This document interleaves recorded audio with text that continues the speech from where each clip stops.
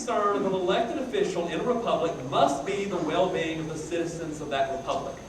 That said, I now want to turn my attention to the other major candidate in the race, James Lankford. You're thinking, well, why are you running, Crow? It's like I said, got problems with you.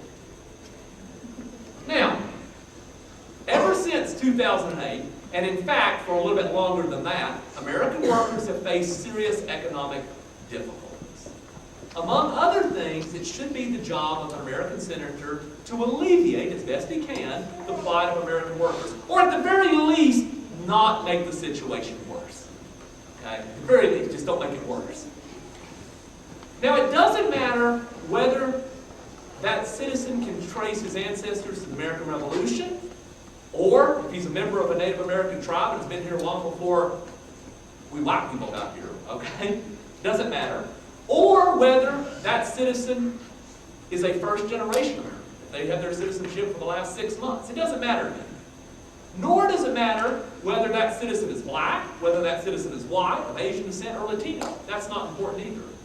Whatever the case, for an American senator, the interest of American citizens, of American workers, must come before the interest of the cheap labor advocates who continually push for an amnesty that will create over 10 million competitors for American workers in this struggling job market. Now, Mr. Lankford will parse words, and he'll tell you, well, I'm not for an amnesty.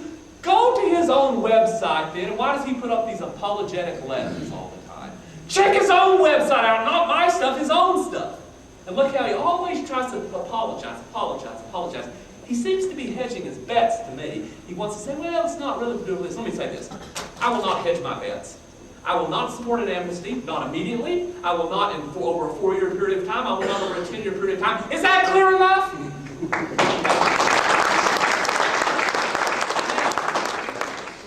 Early in this announcement speech, I mentioned how in 1999, the Clinton administration pushed through the repeal of the Glass-Steagall Act that separated commercial banks, that is savings and loans, from investment firms, banks that traded and underwrote stocks, and basically put these types of banks in the gambling business. You know what happens with gamblers?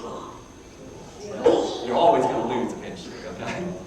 Well, after the financial crisis of 2008, Congress temporarily wised up and sought to force banks to put most of the risky trades outside of the bank into separately capitalized subsidiaries where losses would not be guaranteed by the Federal Deposit Insurance Corporation.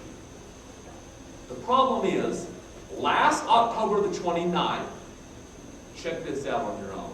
Because what got me with it was I didn't see this on ABC, I didn't see it on NBC, I didn't see it on CBS, I didn't see it on MSNBC, I didn't see it on our savior Fox News.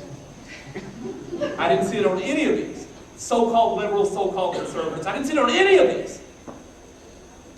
You'll have to check this out on your own. Actually, I saw it reading an article in Market Watch and had nothing to do with political policy. It was just mentioned in passing. I thought, that's interesting. And so I looked it up myself. Well, last October the 29th, a bill passed with the support of James Lankford that would allow the banks to trade almost all complex derivatives without quarantining them in any separate affiliate. Ultimately, what this means is it set us up for another financial meltdown. At least as bad as 2008, if not worse. Thanks again, Mr. Lankford, for looking after the working people and taxpayers of this country. It's time to go. It's time to go. And it's sure the hell not time to be in the Senate.